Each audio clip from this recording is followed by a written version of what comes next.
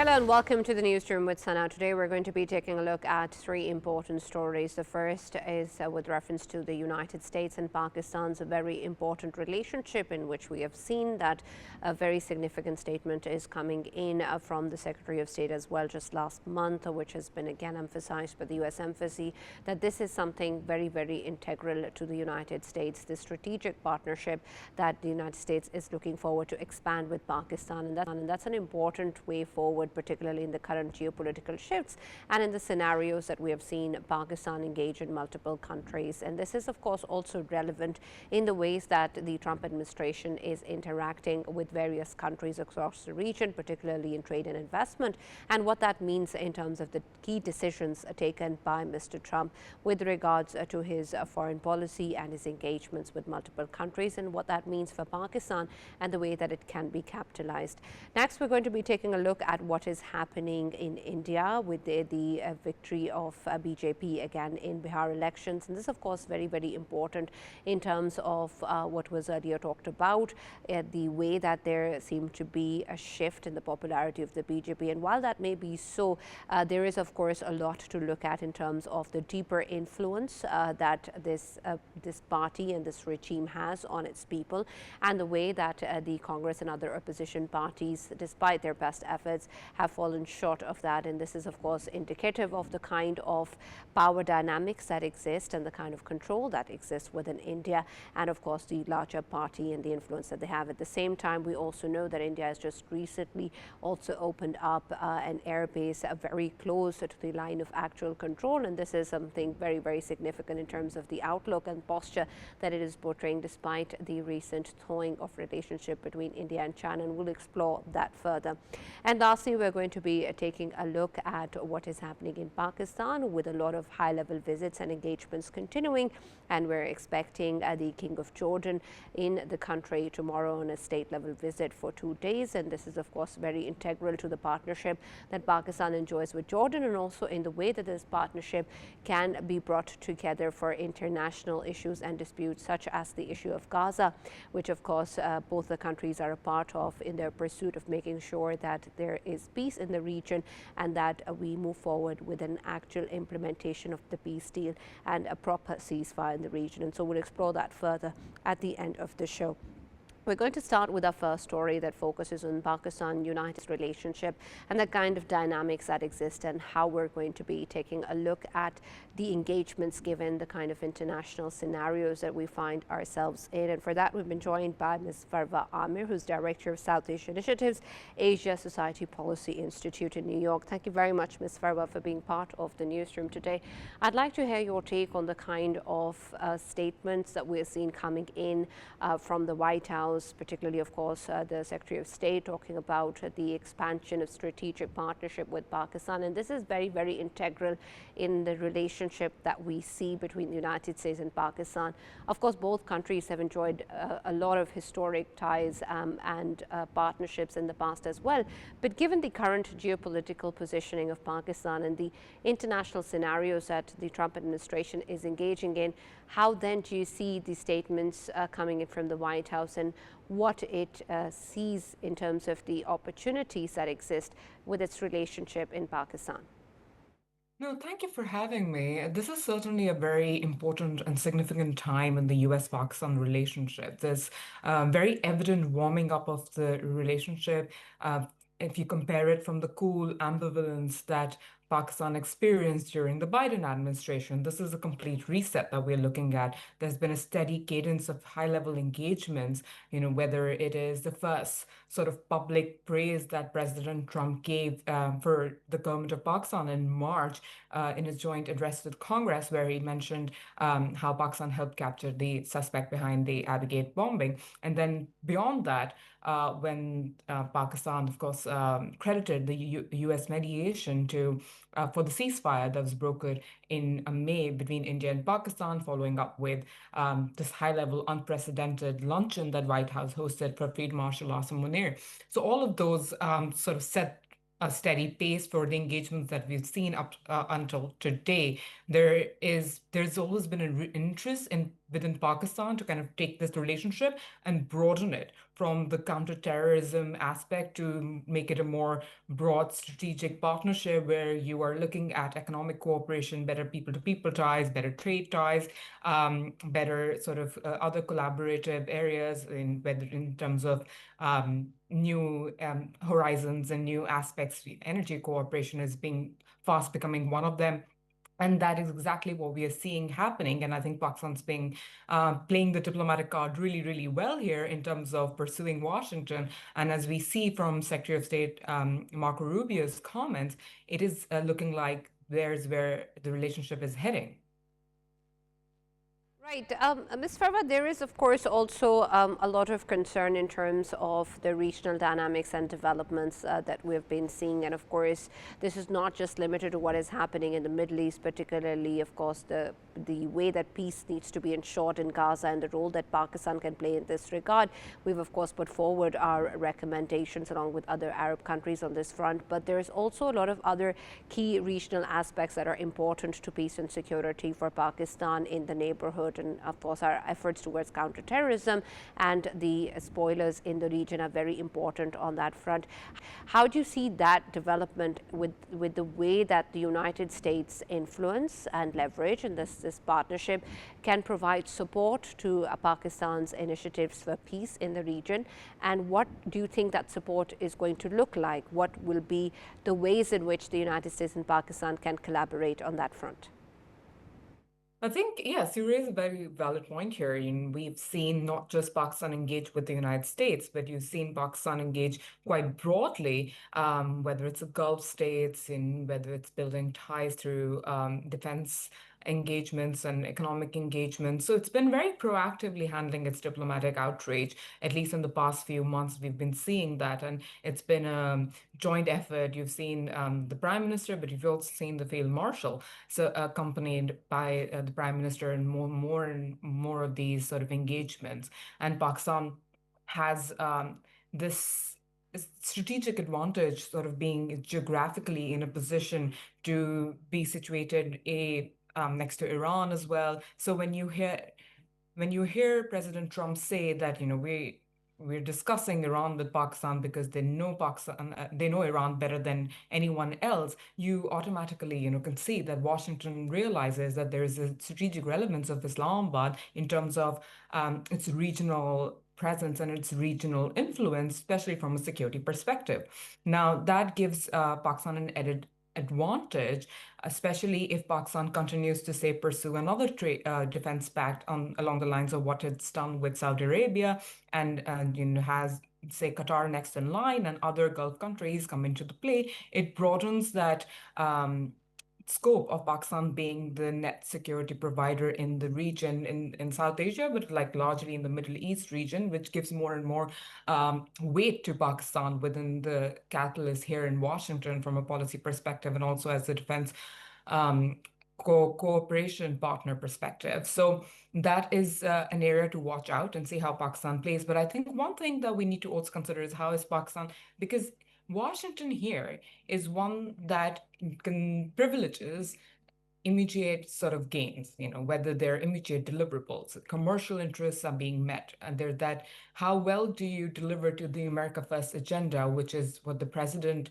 privileges, which was Washington's sort of the foremost priority in its engagements, the trade and tariffs whole conversation, the agenda um, is because a complete sort of case for this exactly that how well can you deliver being a partner of the United States. And so critical minerals cooperation, which has become sort of the way to Washington's heart, and Islamabad has brought that potential to the table. How well can it deliver on some of those promises? I think they all have to go hand in hand for Pakistan to kind of keep this smooth momentum of warming of ties between US and Pakistan going, and to be able to show that it is not only capable of delivering on its set promises, but also making sure that for not just this administration, but future administration, it can establish itself as a dependable partner. Absolutely, and Farwa, I understand that, and that's of course really important. But I want to zero in on some of the key aspects that Pakistan is dealing with, particularly counterterrorism. And you know, of course, the engagements and the developments that are happening with Afghanistan at the moment. There have been rounds of talks that have ended without a breakthrough. There is a real threat of terrorist activities emanating from within Afghanistan. There are safe havens, as per UN reports, as well, that exist, as per the evidence that Pakistan has shared as well. So, given the fact that Pakistan, of course, is dealing with this menace, and of course, it's something that impacts regional peace and security as well. A peaceful and stable Afghanistan is a matter of concern for not just Pakistan, but the international community as well. There were reassurances that were given to the United States as part of the Doha Agreement too. So, considering this is a real issue for Pakistan and the region, what can collaboration on counterterrorism efforts look like with the United States? Can there be any tangible action or support or partnership that can be expected between the United States and Pakistan, particularly on this? See, there is no doubt that Pakistan is experiencing one of its worst years. It has experienced one of its worst years when it comes to sort of security threats, whether it's Balochistan or whether it's the militant insurgency and the recent terror attacks, the deadly ones in Islamabad. All of that together make a case for introspection, where security perspective from Islamabad has to, it has to take priority, because security, stabilizing that, not so much for just national security purposes, but like you pointed out, it's very important for the region, and stable Pakistan-Afghanistan equation matters for the region. It's one of those dynamics where it's just not a bilateral sort of equation where the two countries involved are the only stakeholders. You have China in the play. Qatar and Turkey being so heavily involved in mediation clearly shows that they are stakeholders in this dynamic as well. And of course, US is, and US has had an experience in Afghanistan, and of course, it matters to the United States if Afghanistan's stability and security, or insecurity emanating from Afghanistan, is going to be a threat to the neighboring countries. And on both sides, you have key countries that are important partners for the United States. So India, which has better relations with Afghanistan right now, again, but a neighboring country and important to the United States.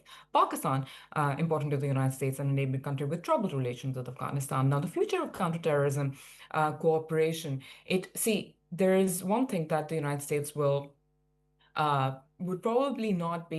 be shy of doing, is to expand heavy military spending, beyond its borders. That's something that it's not interested in doing. That's not the kind of policy. But it does condemn any sort of terrorism, and has backed Pakistan. So if stability is a challenge, especially if economic investments from the United States and from China and other countries are expected to come into Pakistan, and those commercial interests are going to be hurt because of the security challenges, then certainly you can expect some sort of counterterrorism cooperation to come back into the play. It has been a steady anchor of this relationship, so I don't see it going anywhere. The nature of it might change, how much of it that might change, but again, there's a lot of introspection and a lot of stuff that Pakistan will have to domestically resolve before it goes to international partners for support.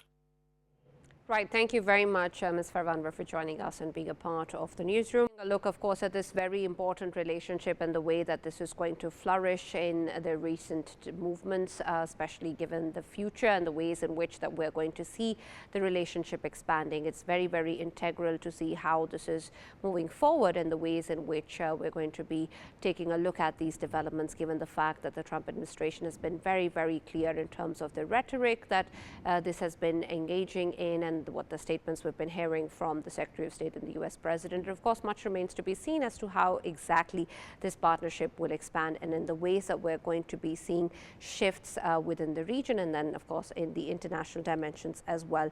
We're now going to be taking a look at our next segment that focuses on what is going on in the neighborhood, with the way that the relationship that we're seeing between the ways that India is, of course, exploring its own dynamic and the domestic influence influences, of course, that exist, and the way that it's also putting out a foreign posture in terms of opening up a new airbase very close to the line of actual control. And to talk more about this, we've been joined by former Vice Chief of the Pakistan Air Force, Air Marshal Arshad Malik. Thank you very much, Mr. Arshad, for joining us and being a part of the newsroom. I'd like to speak to you with regards to where you think the current situation is, particularly in the way that India is posturing itself and is being perceived in the region. There's a lot that's going on in the domestic politics of India as well, but particularly in the ways that we see developments such as opening of an airbase very close to its border with China. How do you think this is being perceived by the international community? Bismillah Rahman Rahim. Well, it is good to be with you. I think you're talking about a very, very pertinent point. As we all are aware that actually Hindutva thinking is a strategic and ideological posturing. It has been an expansionist mindset that has been evolving in the global world, which has been seen by the people around and the forces around. When we talk about India, India has been projecting itself as a rising power, not only Indo-Pacific, but it wants to project itself economically and militarily in the whole world. While it has a very serious limitations once it talk about this kind of posturing, where the poverty level is there, where the domestic problems are there, the unrest is there. Now, once we look at one of the new bases, which is called Mud Nayama, it wants to actually counter the Chinese impact. We all aware that India already had about 4 bases there, but with operationalization of this one of the highest bases in the world, it wants to project to China that while on the other hand, it is talking to China for a prosperity and a peace, but actually its mindset is different. There could be negative things, there could be positive things, but Indian overall impact and overall standing, which is already onto the losing end as far as the diplomatic front in the world is concerned, I think it is going to have a very serious impact with the operationalization of Mud Nayama. I think we need to see it with this perspective also, that very recently India has also lost the only international presence in shape of air bases, which was in Tajikistan. And no other than its own favorite, Russia, has kind of taken it, and its lease has been cancelled, and now this base is also being operated upon by the Russians. So I think it is not a positive sign as far as Indian military hegemonic posturing is concerned.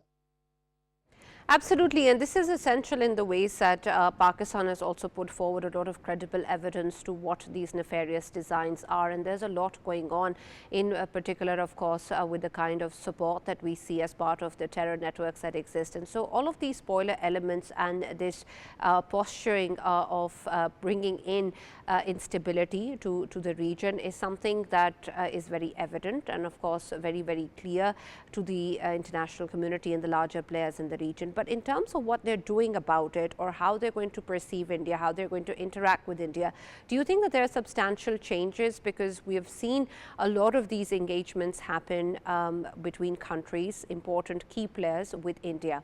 How does that then factor in movements and measures taken by India, such as this opening of the new Air Force base, or others aspect within India or in the region coming in with the Afghan nexus as well? Do you think that that's being looked at as a serious problem? Yes, to be very honest, India actually wants to first counter the Chinese influence. The China has been on the forefront by its role of Belt Road Initiative, which is going very successful. It has a leverage of debt leverage. It has economic leverage. It wants to extend its wings to Asia, Africa, and Europe. Now, contrarily, India is not an economic power. It does not portray that leverage which China has, or it also wants to play a very important part as far as BRICS is concerned.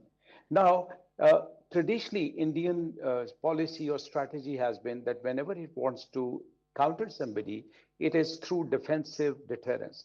And I think opening of this particular base, which was not desired, not required, because it already had 4 bases in Ladakh area by naming Leh, Thois, Kargil, and now with this one, it clearly depicts that it is the deterrence strategy which it wants to exercise on its neighbors. And we have seen it, that it is exercising the influence over Afghanistan, where it has been portraying its resistance and differences as far as ideological is concerned. But just to counter Pakistan influence and Pakistan's good image on the diplomatic front, it wants to enter and create a proxy war as far as we are concerned.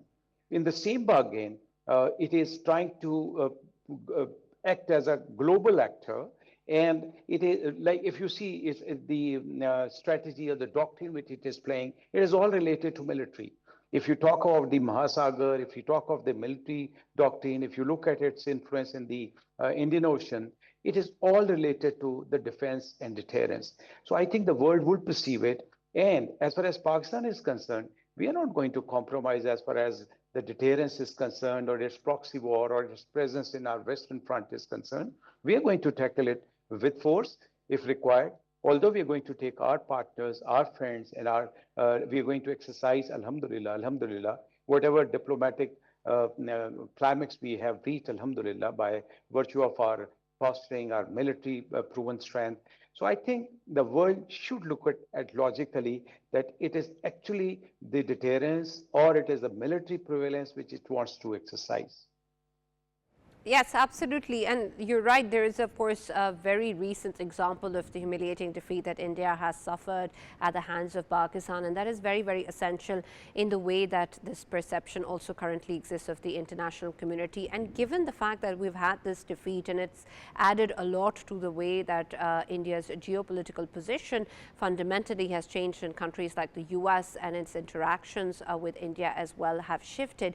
But in the ways that we now see India still moving ahead with a lot of negative propaganda, a lot of false propaganda. There is, of course, a lot of rhetoric coming in that is being used as basis of false flag operations. Just recently, we also know that the cylinder blast in New Delhi is being framed as part of a terrorist activity, again, false propaganda. And so these, of course, posturing elements have been existed for quite some time now, and Pakistan is prepared for any misadventure, of course. But in terms of the way that the international community and regional players are also viewing these developments, do you really think that India can afford to go ahead with such statements or such stances that it's keeping?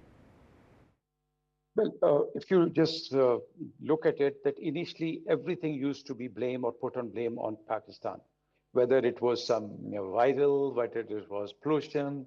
So it was all, there are birds, the pigeons were coming from Pakistan. So everything was biased towards Pakistan. Now, once it has seen that the rhetoric which it is propagating, the world has stopped buying it. Whatever it is saying in the May attacks, that has not been accepted as such by the world powers. Now, it has shifted its attack towards Turkey, which is very unfortunate. So whatever attempt it is doing, actually, that's not a balanced rhetoric. It's not a well thought out rhetoric. It is just that it wants to get out of that poor state of diplomatic affairs where it is right now. Like, if you just look at this opening of this particular base, which we are talking about, particularly being a student of military strategy, it's not very easy to operate this kind of base. It is going to be intense as far as engineering aspects are concerned. It is going to be intense as far as maintenance aspects are concerned. Well, it would give us a leverage as it is closer towards Chinese border. And I think, but to my assessment, alhamdulillah, it is not going to create or pose any serious threat as far as Pakistan or Pakistan military or Pakistan is concerned. Yes, it could afford it the flexibility of operations. So what we are talking about, that India is trying to pull out itself from a bad diplomatic status as of now. It has not been able to play its cards in BRICS as effectively. If you look at this posture of this base, on one side, they're talking to China for peace. They're talking to China for restoring the peace and coming back to the previous state, where, if you remember, that in 1962 and thereafter also, China also taught Indians a lesson. On one hand, you're saying that we want peace with China. On other hand, you want to build up and come out with this particular base, whereby it's a complete contradiction. So I think it is not going to come out very easily. There is going to be very serious challenges as far as its posturing is concerned, because you know that It is also trying to project its rising power and wants to be in the UN Permanent Council.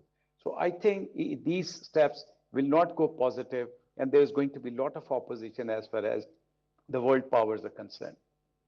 Right. There's also concern that Pakistan has put forward with credible evidence of the links to terror financing and support of terror networks that exist in the region. And India, as part of its hegemonic designs, is also ensuring that there is instability in the region, particularly in Pakistan, through Afghanistan. And we've seen a lot of warming of relationship between the Afghan Taliban regime and India.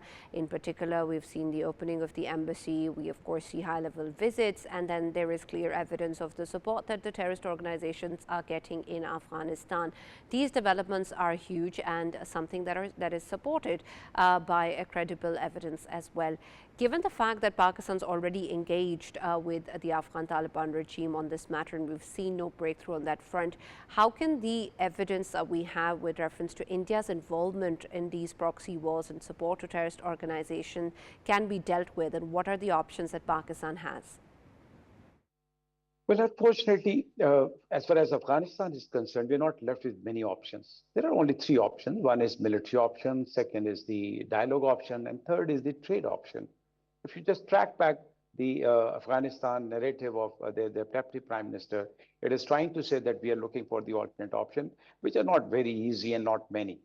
Now, if you talk about the documents or the proofs which we have given to the world, I think this is about time that we should talk to those nations also with whom we have just developed the strategic partnership, with those powerful countries or the only power which is liking Pakistan, which is liking Pakistan leadership.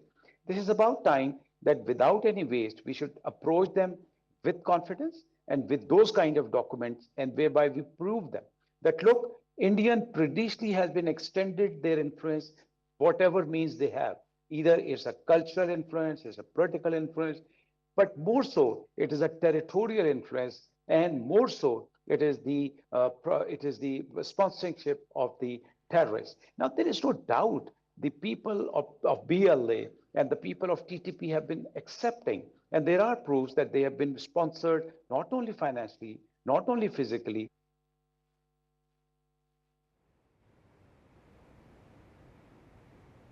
Right, absolutely. We're unable to hear you, but we'll try again and speak to you with regards to what is going on. This is, of course, absolutely essential in terms of the way that these linkages exist, and that India is, of course, part of these absolutely nefarious designs and efforts to undermine the security in the region and to undermine peace in the region, of course, using the Afghan Taliban regime to fight this proxy war and supporting the terrorist organizations that have safe havens within Afghanistan and that are being facilitated by India. This is part of what we see in the larger scenario as well of how India is expanding its hegemonic positions, and this is really, really essential also in terms of the ways that we see what it is that is going on at the moment, and the way that the Air Force Base has now opened again very close to the line of action control, as Mr. Arshad was speaking, is also pointing towards what is going on and what sort of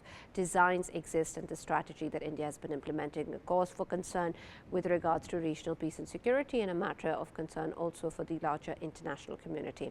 We're now going to be taking a look at the very important visit and relationship that Pakistan enjoys with Jordan. This is absolutely essential in the ways that both the countries have had deep brotherly and historic relationship, but also in terms of the larger ways in which both the countries have engaged in issues affecting the international community, such as, of course, the situation in Gaza that is essential to end the suffering of the people, and in the ways that we're going to be taking a look at how implementation of the US brokered peace deal needs to be put in place and what exactly needs to be done with regards to the situation on ground and how do we move forward with a particular ceasefire. This is very, very important and essential to Pakistan, and is something that we are expecting both the country's leadership to also be presenting to the United States President Trump in the ways that this can then be implemented, because there's, of course, a lot of ceasefire violations that we've already seen, and how we're going to be engaging on this front. This visit, of course, is a state-level visit that is going to happen for 2 days in Pakistan from the 15th to the 16th of November, starting tomorrow, and essential in the ways that we're going to be expanding this further. For that, we also spoke to Pakistan's ambassador to Jordan, and we're going to be, of course, exploring what really is the current situation and how do we want to move ahead in terms of the engagement that exists. And we spoke to Mr. Atmal in reference to the situation that is currently going on at the moment and what this visit represents. And particularly, Mr. Ajmal, I'd like to understand what really is the situation at the moment in terms of the relationship that exists and in the possibilities of discussion between Pakistan and Jordan to making sure that this situation on ground in Gaza improves. And so what can be expected in the conversation with Mr. Trump? Pakistan and Jordan enjoys a historical relation based on religious bindings, trust, cordiality, and mutual respect. Jordan was fifth state to recognize Pakistan's independence. The two countries established diplomatic relations as early as 1948. And the hallmark of these relations is that steadfast approach and the support extended at most opportune and critical time of the history, aimed at safeguarding each other's sovereignty, is vividly remembered both Jordanian and Pakistani diaspora. We throughout helped Jordan in strengthening their defense and security infrastructure, an aspect which is deeply respected by the Jordanians. Now, coming on to the point that you have highlighted, Pakistan and Jordan, they have a complete commonality of views on the issue that you have raised. Both attended the meetings in Doha as well as in Turkey, where both, had similar views on addressing the situation in Gaza and in Palestine in general. So, with the plan that you have mentioned, the Trump plan, Jordan and Pakistan have complete commonality of views. And Jordan is looking towards Pakistan in helping and assisting that area in ensuring that the peace prevails, and peace prevails under the principle of just and rationality and based on the stance that all other Muslim countries have adopted. That was Major General retired Mohammad Ajmal Iqbal, Pakistan's ambassador to Jordan, speaking to us with reference to the very important relationship that Pakistan and Jordan enjoy and how that can be leveraged to put forward issues such as what is going on in Gaza and how exactly both the countries can actually influence the way that peace is to be ensured on ground and to end the suffering of the people of Gaza. And we're looking forward to welcoming the King of Jordan as well to Pakistan, who's going to be coming on a state-level visit for 2 days in the country, and full preparations are of course underway in terms of making sure that this very important visit is fruitful, and of course different areas of collaboration can exist between Jordan and Pakistan, as this is a very important brotherly relationship that both countries have and is essential to ensuring that areas of mutual collaboration and mutual interest are to be engaged and that can be put forward on important summits and interactions such as that with the United States President that is also expected. A number of course, collaboration avenues including trade and investment ties are also expected to be discussed, and this very important relationship is also going to be engaging in other high-level engagements between the countries and will then influence what Pakistan is currently engaging in a high-level geopolitical engagement, particularly with reference to the Arab Islamic Summit that was recently had as well, and how all of these countries want to put forward a joint statement. We're now going to be taking a look at what is going on in the United States with moving towards an end to the very long and the longest one, in fact, shutdown in U.S. history. And this is really integral because of the way that this showed the friction between the Republicans and the Democrats. And we know that Mr. Trump, of course, has moved forward with a deal that is going to end this particular impasse. But in the ways that both the parties are taking a look at the scenario, and whether or not this will go down well with the Democrats remains to be seen, because at the moment it's a cause for celebration for Mr. Trump and the Republicans.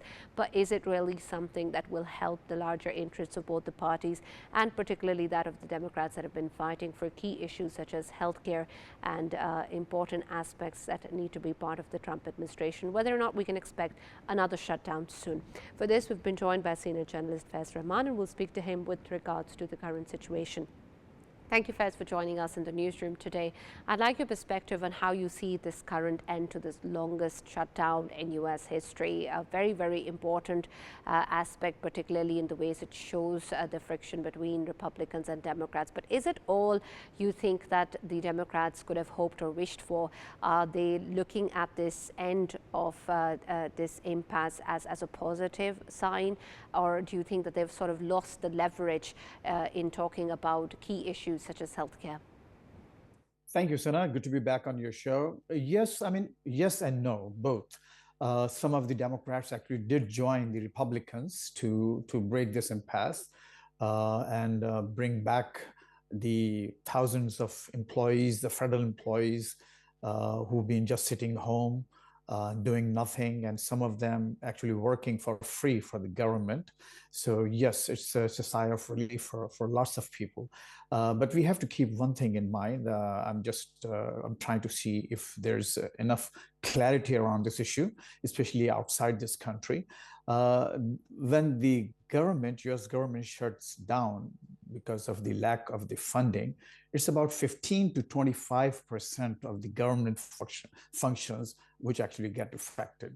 So it's not the entire government, it's about maximum about 25% of, but it's a massive number because of course US bureaucracy, US government is probably the largest bureaucracy in the world.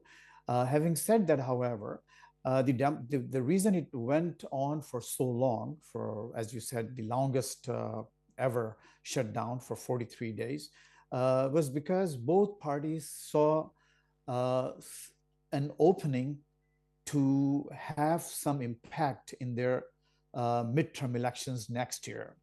The Democrats, as you probably know, they won 3 very important races just a couple of weeks ago, including one in New York, Mayor-elect Mamdani's race, and of course one in here in Virginia, the governor and the entire slate, and also the governor in New Jersey. So they won with massive margins, and the Democrats saw that as an opportunity to sharpen their tools and sharpen their message.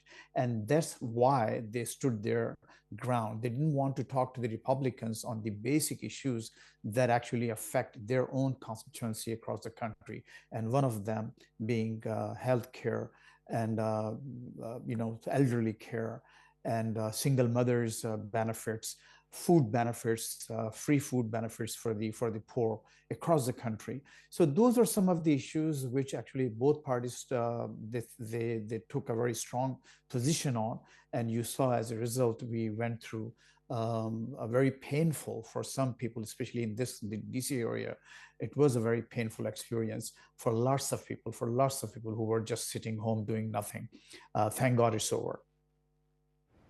Right, but Mr. Faiz, when we take a look at the way in which this is impacting the Trump administration, it's also an important factor of how we're going to view the situation, because in a lot of ways, earlier, of course, a number of election victories seem to be pointing towards favoring the Democrats and tilting towards the Democrats. But this is a big Republican win and a big win for the U.S. president as well. Do you think it sort of plays enough in the favor of the U.S. president that it counters what earlier was described as a tilt towards the Democrats? I think it's open to interpretation, Sana, that whether it's a big win for Mr. Trump or not, because both parties, one of the reasons actually he said that openly, Trump in his press conference, one of his press conferences, that he lost those 3 important races because of the shutdown. So this shutdown was affecting the Republicans' performance as well, and their reputation and their concern for the common man that was being questioned. So I think it was also a win for the president when this ended, actually. So it's very hard to say that who won here. But both parties wanted an end to it, but they still wanted to hold their positions tight because of the fear, because they have to go back to this midterm election next year. In less than a year, there will be another very important elections. If Mr. Trump loses seats in Congress, it's probably gonna over for his presidency, because then he's just gonna be a very lame duck president without any legislative power. So with that thing in mind, I don't think president won. In my opinion, both parties won, because now they can actually go back to their constituency, their voters, and make a case that yes, they wanted to negotiate. But on the other hand, though, the Senate Majority Leader, a Republican, he promised that he's going to have another vote to address some of the Democrats' concerns within a month or so. So of course that's also on the table. So again, it's I think probably a win-win situation for both, or probably lose-lose situation for both. But no party actually won. There was a massive backlash against the Republicans, against the president himself. He lost lots of popularity points in the polls. As we discussed before, they lost some important elections, especially Virginia, which basically had a Republican administration, and now it's over to the Democrats. And by the way, one of the main winners in Virginia is Ghazala Hashmi, a Muslim American woman, the first time a Muslim American has been elected as lieutenant governor of any state, and that also being a woman. So that's also a remarkable thing that at least I'm very personally happy about. Mr. Rehman, there's also a possibility that was being discussed earlier of another shutdown that can be expected at the start of next year. After this deal, does that possibility still exist?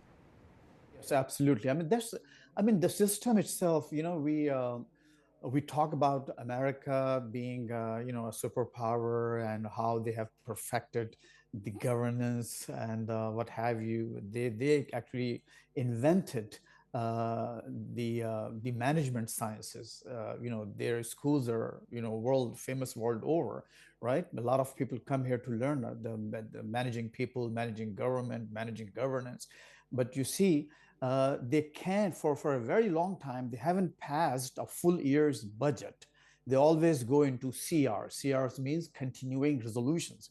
Like for maybe a month, for 2 months, they will have just enough funding approved to go so far. And then you are faced with the same situation over and over again. And it's very likely that, again, if they don't agree on some points, it will be another shutdown.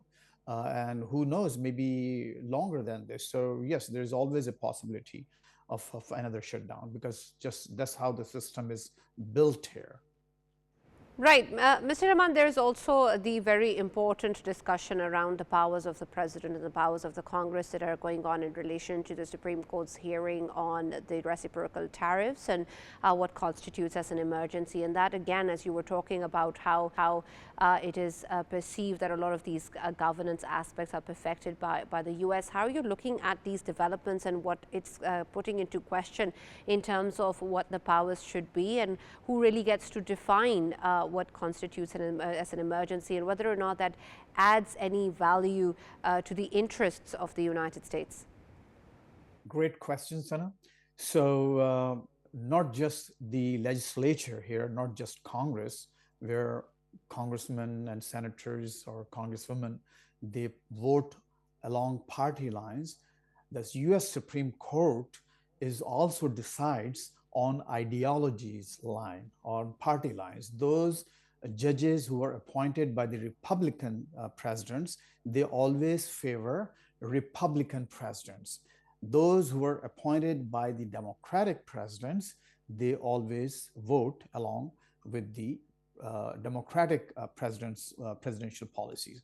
And unfortunately for the Democrats right now, the court is being packed against the Democrats. There are more Republican leaning judges, Supreme Court judges, than the Democratic leaning. So it's most likely that they would probably favor whatever Mr. Trump's been asking for, and they have done it before. I mean, Mr. Trump's been pushing the envelope on the executive power. He thinks where the Constitution is not very clear, very candid, he has a gray area where he can expand his presidential powers, his executive powers. That's what he's been trying to do. And the courts so far has been pretty much favoring him. So if he's been running a very, a strong lobbying campaign for his powers for imposing tariffs. So let's see what happens. And this is but at least two judges who were appointed by Mr. Trump in his first term, they have raised some questions in their remarks during the hearing. So there is a likelihood they may go against, but you still never know. But there is a sense, there's a perception out there, especially in the media, left-leaning media, that the judges gonna probably favor one more time Mr.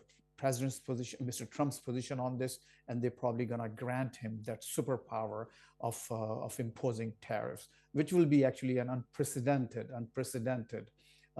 position. It never happened in the history of this country. Yeah. Thank you very much, Mr. Faiz Rehman, for joining us and being a part of the discussion. There's, of course, a lot going on in the United States and the very important developments, but it is a positive trajectory forward that at least the longest shutdown in U.S. history is at its end, but it remains to be seen whether or not it really will solve the issues that the Republicans and particularly, of course, the Democrats are putting forward in terms of what is required for essentials such as healthcare. And there is, of course, the possibility of another shutdown that can be expected early next year. And this is something that has happened oftentimes in U.S. history, but what is essential is whether or not it solves the actual problems, and in the interests of the people of the United States, it can be resolved in a way that is substantial and depolarizes the current situation. That, of course, remains to be seen. That's all that we have from the newsroom today. We'll now see you on Monday.